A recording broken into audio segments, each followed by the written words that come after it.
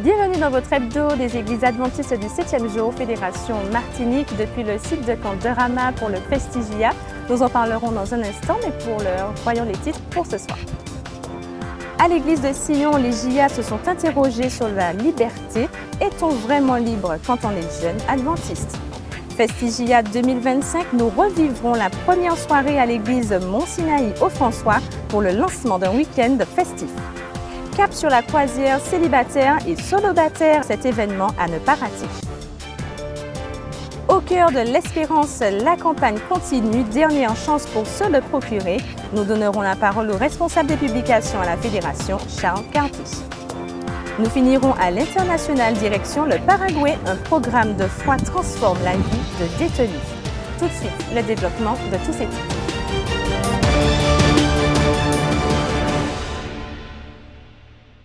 Est-on vraiment libre quand on est jeune adventiste? C'est autour de cette grande question que les jeunes adventistes de l'église de Sion à Sainte-Marie se sont retrouvés le 24 mai dernier pour une après-midi spéciale, un moment d'échange, de louange, de jeu et de réflexion sur une thématique centrale, la liberté dans la foi.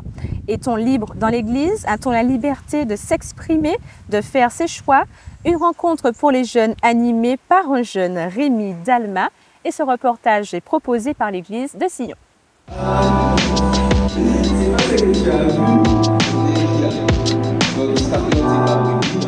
Le message que je veux transmettre aux jeunes par rapport à cette thématique, c'est qu'ils sont libres en Jésus.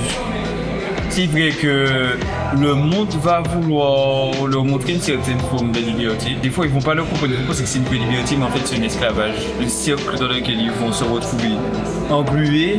Et souvent, par rapport aux valeurs qu'ils ont, par rapport aux principes qu'ils ont, ils vont sentir une très forte culpabilité par rapport à ça. Moi, c'est ce que j'aimerais leur véhiculer, c'est que Jésus est venu pour les libérer de tout cela. C'est le seul... S'ils peuvent retenir cette chose-là, ce sera déjà beaucoup.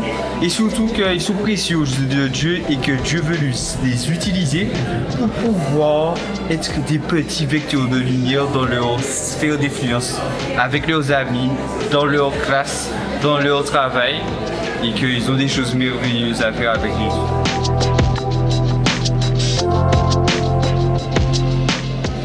Ben, comme on dit, et puis c'est bien, c'est Wally.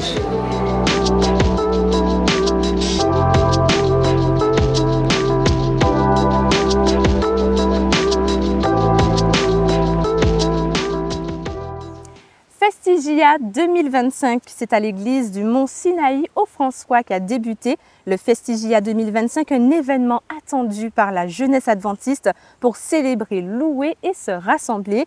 Louanges, animations et messages spirituels, les jeunes ont vécu un vrai temps fort. Une entrée en matière réussie qui annonce un week-end haut en couleur et en conviction autour du thème « Do It ». Par la foi, avec la prière, engage-toi. Les images sont signées Espérance Média Martinique. Mercredi soir, à l'église de Mont-Sinaï, la jeunesse de Martinique a donné le ton. Le Festigia 2025 est lancé. Cette soirée d'ouverture a réuni les jeunes de la Martinique autour de la louange, de la prière et d'une énergie communicative. Un démarrage porté par une équipe musicale engagée pour faire vibrer la jeunesse. À la tête de l'animation musicale, un habitué des rassemblements JIA qui revient pour nous sur l'enjeu. Il nous partage sa vision de ce moment. Alors le Festigia 2025, je l'ai senti bien parce qu'en fait l'ambiance toujours positive, on sent que la jeunesse attend son Festigia comme d'habitude. Maintenant, quelques petites points de rétention. En fait, je me suis dit, j'étais un peu sous la retenue parce qu'en fait, le public ne s'est pas totalement mis dans l'ambiance Festigia. Mais bon, c'est le début, donc on sait que pour bien démarrer, il faut quand même passer par un moment où on teste des choses. Mais là, j'ai senti que la jeunesse était en train de démarrer petit à petit. Donc j'espère que d'ici vendredi, on sera à fond, parce que Festigia, ça se vit par moitié. Et puis voilà, mais dans l'ensemble, un bon Festigia pour le mercredi. Alors justement, vendredi et samedi, on sera dans une autre configuration, en plein air, un peu chill. Pour l'animation musicale, qu'est-ce que tu as prévu pour un peu justement aider cette jeunesse à se lâcher complètement? Alors vraiment des chants qu'ils connaissent déjà, et puis surtout une ambiance dynamique. Donc vu qu'on sera en proximité, le but pour nous, ce n'est pas de faire comme si on est à l'église, au contraire, c'est de se lâcher, de se lever. Donc beaucoup de moments interactifs, et puis surtout des groupes différents. Donc le vendredi soir, on aura de la louange avec Light of Hope, groupe de jeunes que je dirige. Et il y aura en fait vraiment une interaction autour de cantiques, autour de chants plus dynamiques, etc. Et puis le samedi, si Dieu veut, tous en louange, on ne peut qu'être heureux dans la louange pour le sabbat. Donc là, on aura vraiment divers plateaux. Donc le sabbat matin avec une première team que vous avez déjà vu le mercredi. Et puis l'après-midi, c'est Goodness of God. Donc là, on aura aussi des surprises parce que ce groupe, c'est un groupe de jeunes qui œuvrent depuis un petit moment aussi et qui fait de belles choses pour la gloire de Dieu. Excellent. Tu nous as partagé justement le chant thème de ce soir. Le chant thème, c'est une de tes compositions. Comment tu t'es laissé inspirer par Dieu? C'est un très beau chant. Alors, comment ça se fait passer? Dis-nous. Alors, je n'y croyais pas du tout. Je vais être honnête. Franchement, ça a été la prière qui a vraiment permis que les choses évoluent parce que je n'étais pas encore convaincu que j'allais vraiment sortir cette composition. Elle était en construction, donc pas finie. Donc j'ai vraiment eu l'aide de musiciens, des musiciens de ce soir, que ce soit Sébastien, Anthony Dupuis et d'autres personnes qui m'ont accompagné et qui ont prié aussi avec moi, les chantres aussi.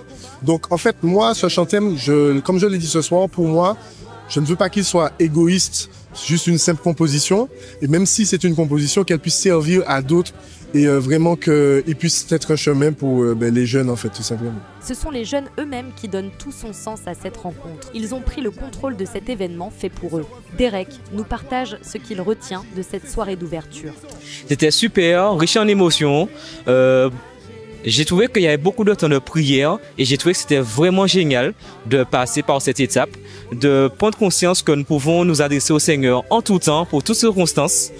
Remettons nos vies au Seigneur et puis prions aussi pour nos amis, pour qu'ils puissent aussi se rapprocher de Jésus en ces temps difficiles.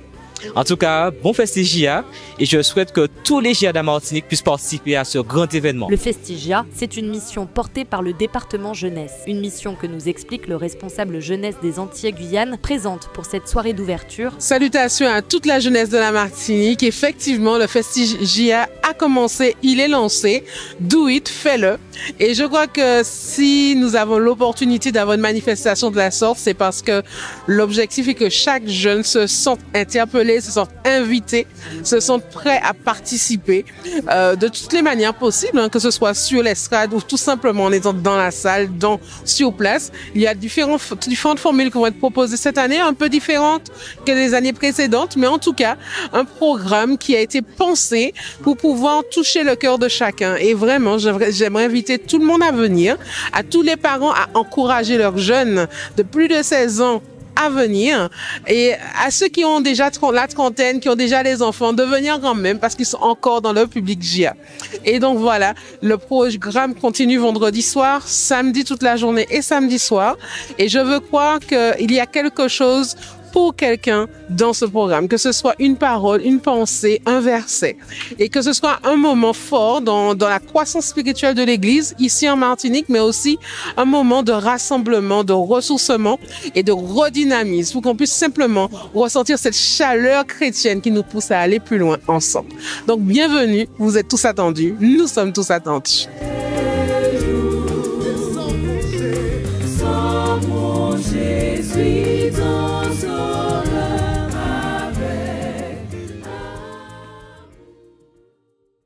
Le programme se poursuit ce soir et demain au site de camp de Rama.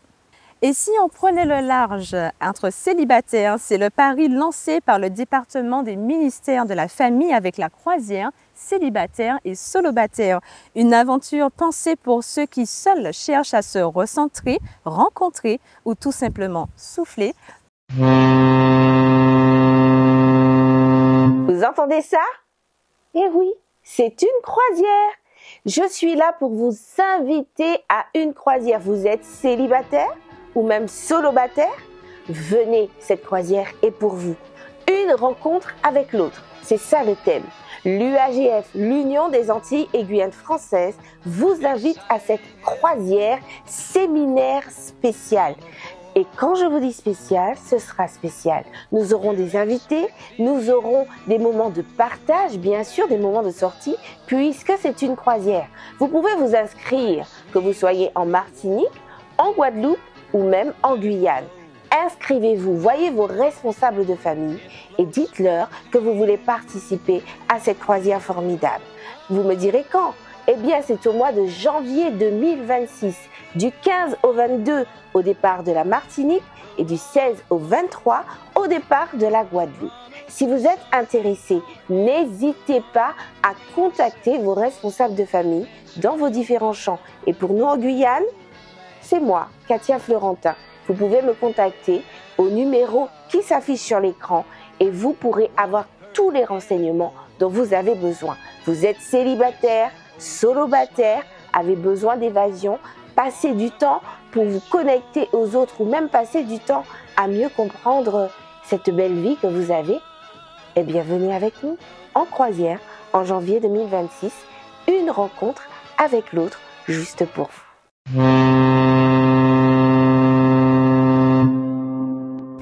Le département publication prolonge sa campagne de diffusion du livre Au cœur de l'espérance. Une occasion supplémentaire pour tous ceux qui ne l'auraient pas encore fait. Distribué dans toute l'île, ce livre est bien plus qu'une lecture. C'est un outil missionnaire, un message d'espérance à partager autour de soi. La distribution est donc prolongée, mais pour peu de temps encore. Quelques mots à ce sujet du responsable des publications à la Fédération, Charles Carpi. Alors, notre campagne a été prolongée pour jusqu'au 30 juin parce que nous sommes rendus compte qu'il y a certaines personnes qui, jusqu'à aujourd'hui, sont intéressées par le livre et ne l'ont pas eu. Donc, nous ne voulons pas léser les hommes et les femmes qui veulent lire. Alors, c'est pourquoi nous avons choisi de pouvoir aller jusqu'au 30 juin. Alors, on pourrait dire qu'il y a plusieurs manières. Soit l'Église achète et offre aux membres pour que les membres puissent lire et offrir aussi à quelqu'un, ou sinon, un groupe de membres, si l'Église ne veut pas acheter, peut s'organiser et regrouper une commande et venir récupérer leur livre à la fédération, sachant qu'ils ont bien besoin de pouvoir m'appeler pour pouvoir avoir l'opportunité de récupérer leur livre. Il n'y a aucun problème. Il n'y a pas de limite pour les livres parce que bon, il peut y avoir des gens qui ont envie de distribuer 10 livres, d'autres ont envie de distribuer 30 livres, d'autres ont envie de distribuer 40 livres. Il n'y a pas de limite. La liberté à chacun, c'est de donner à quelqu'un l'envie de découvrir ce qu'il y a vu dans l'expérience, qui est un livre magnifique. Il est petit, mais il est magnifique, il est chargé d'informations pour nous aider à être mieux pour vivre dans l'espérance. Quand on regarde la couverture du livre, il y a une image qui est simple, c'est-à-dire on montre juste le cerveau humain. Le cerveau humain avec ses petites fleurs, parce que le cerveau a besoin d'être cultivé. Et pour cultiver le cerveau, il faut faire face au stress. Pour cultiver le cerveau, il faut mettre des choses en place. Il faut être authentique, il faut être vrai. Il faut savoir gérer ses émotions. Et tout cela passe par le cerveau. Et c'est pourquoi il y a cette belle petite image. Et puis il y a aussi la couverture du livre qui est du blanc et qui est du vert. Et quand on regarde le vert, c'est de l'apaisement, c'est de la détente. Et puis le petit blanc qui n'est pas agressif. Donc tout cela est fait pour nous aider. Alors pour ceux qui ont déjà lu le livre, ils m'ont dit qu'ils ont trouvé que c'est un livre qui était très pertinent. Alors moi, je l'ai lu et j'ai trouvé qu'il y a beaucoup de pertinence dans ce livre-là. Donc c'est pourquoi je ne peux que le recommander à quelqu'un. Si vous vous sentez mal dans votre peau, si vous n'avez pas confiance en vous, si vous avez envie de pouvoir développer un esprit de conquérant, et bien là, ce livre-là vous donne tous les arguments pour pouvoir développer cet esprit de conquérant, cet esprit d'une vie transformée. Direction l'international au Paraguay, le ministère adventiste des prisons a vu 21 détenus, 13 femmes et 8 hommes baptisés après des mois d'études bibliques. Plus de 60 autres se réunissent encore dans les étages pour continuer à étudier et échanger les cicatrices de la vie contre l'espoir. Reportage ANN News. Au Paraguay, plus de 20 détenus ont été baptisés lors du programme de la Semaine Sainte, les marques du Christ, après des mois d'études bibliques. Parmi eux, il y avait 13 femmes et 8 hommes qui ont choisi de donner leur cœur à Jésus. Malgré l'espace limité dans certaines prisons, plus de 60 détenus continuent d'étudier la Bible fidèlement. Assis par terre, ils sortent leur Bible et leur matériel d'étude pour poursuivre leurs cours. Depuis des années, le ministère pénitentiaire au Paraguay soutient les personnes en détention, les aidant à trouver un nouveau sens et une nouvelle direction dans la vie. Les marques de vie des prisonniers sont désormais remplacées par les marques du Christ, symbole de transformation, d'espoir et d'un nouveau départ. Et maintenant, un aperçu de vos émissions hebdomadaires, des programmes spirituels et éducatifs tout au long de la semaine avec, pour commencer, Les Sentiers du Bonheur. Pour ce samedi, le titre de votre émission, Les Sentiers du Bonheur, Do It. Parlons de la perspective du Festigia dans laquelle ces trois aspects de la spiritualité, la foi, la prière et l'engagement, sont vus ensemble. Ils sont interdépendants, totalement imbriqués l'un dans l'autre. L'engagement est la conséquence d'une foi vivante qui elle-même se nourrit de la prière, qui ne peut se vivre pleinement que par la foi. Le cercle est vertueux et c'est celui-ci que les jeunes vont mettre en évidence durant ce festival. Ils vont s'encourager mutuellement à y entrer. C'est aussi l'une des particularités de ce rendez-vous. Il est fait par les jeunes et pour les jeunes. Les temps d'enseignement, de louanges, de réflexion, de témoignages sont menés par des jeunes à destination d'autres jeunes. L'intégralité de votre émission est disponible sur le site adventiste.mq ou sur les ondes d'Espérance FM les 91.6 le samedi à 13h. Le Worship Moment de cette semaine, Entends ma prière, Seigneur, un titre repris par Élodie, Mélissa et Mathis. Entends ma prière, Seigneur, entends mon cri. L'amour précieux, Seigneur, ton nous dépendons. Nul ne peut comparer l'amour de Dieu, un amour si grand pour moi.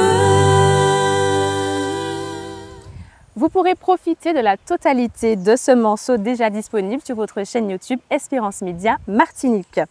Cette semaine, Marcel Eustache a été reçu dans votre émission Femmes vertueuses, Femmes de valeur.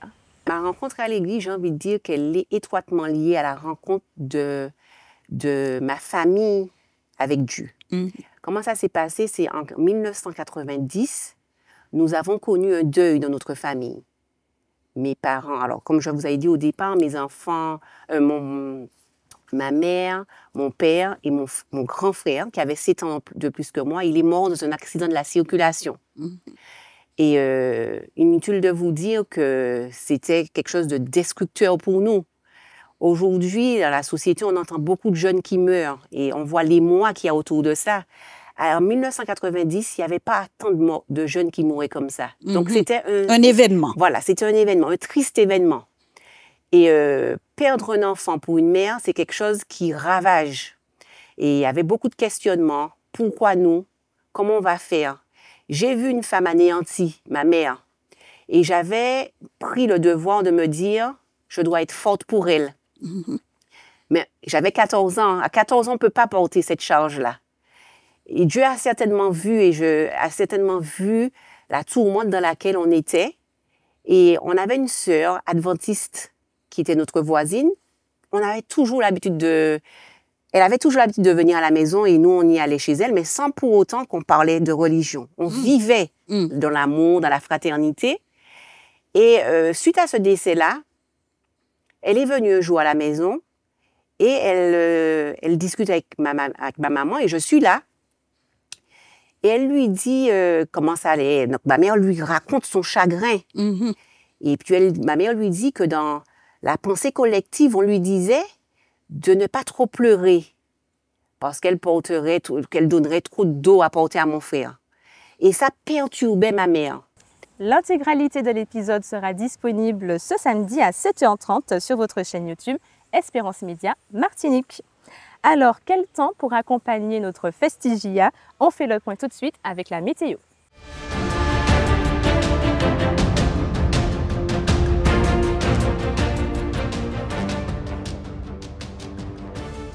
Bonsoir à tous et bienvenue. Promenons un moment pour découvrir ensemble les prévisions météo de ce week-end.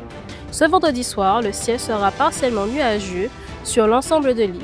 Les températures seront stables, comprises entre 27 et 28 degrés.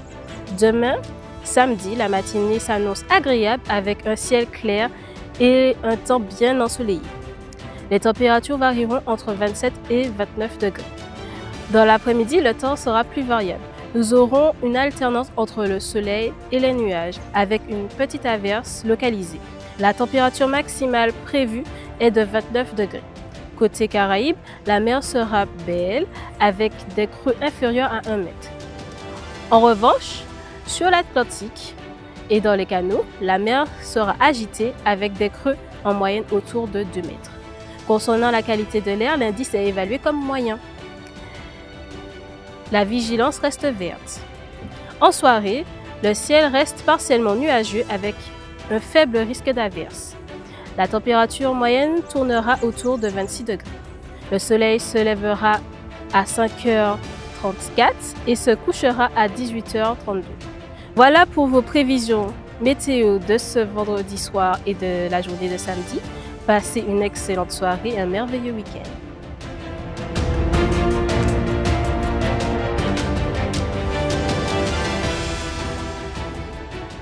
Merci pour ces prévisions. C'est la fin de notre hebdo. Ravi de vous avoir accompagné pour cette édition. Je vous souhaite une excellente soirée sur Espérance Média.